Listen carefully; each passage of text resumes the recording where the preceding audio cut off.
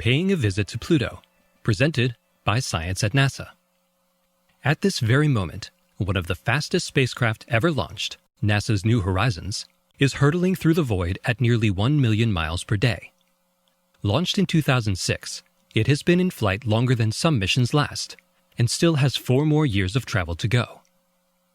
New Horizons is headed for the lonely world of Pluto on the outer edge of the solar system.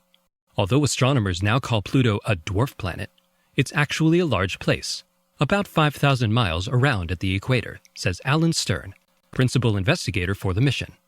And it's never been explored. Indeed, no spacecraft has ever visited Pluto or any dwarf planet in the outer solar system. This is a whole new class of world, says Stern. To understand the solar system, we need to understand worlds like Pluto. Pluto is a resident of the Kuiper Belt, a vast region beyond the orbit of Neptune.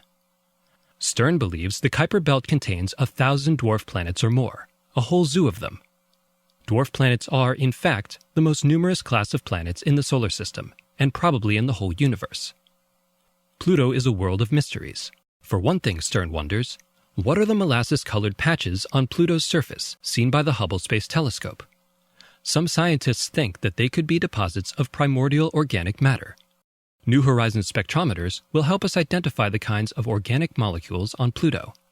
We expect to find something pretty interesting. Hubble recently contributed more intrigue by spotting a new moon circling Pluto, bringing the total to 4.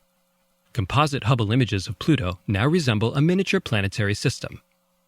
New Horizons will hunt for even more moons as it approaches the dwarf planet. To aid in the investigations, New Horizons is carrying one of the largest and highest resolution interplanetary telescopes ever flown. It's called LORRI, short for Long Range Reconnaissance Imager. At closest approach to Pluto, LORRI can resolve details almost as well as a spy camera. The view will be incredible. If we flew this instrument over Earth at the same altitude as we plan to fly over Pluto, we would see individual buildings and their shapes. What will we see on Pluto? Some researchers predict icy geysers. Some say we could see those surface deposits of organic material. Stern says simply, there could be all kinds of surprises. It's a first exploration of a new kind of planet.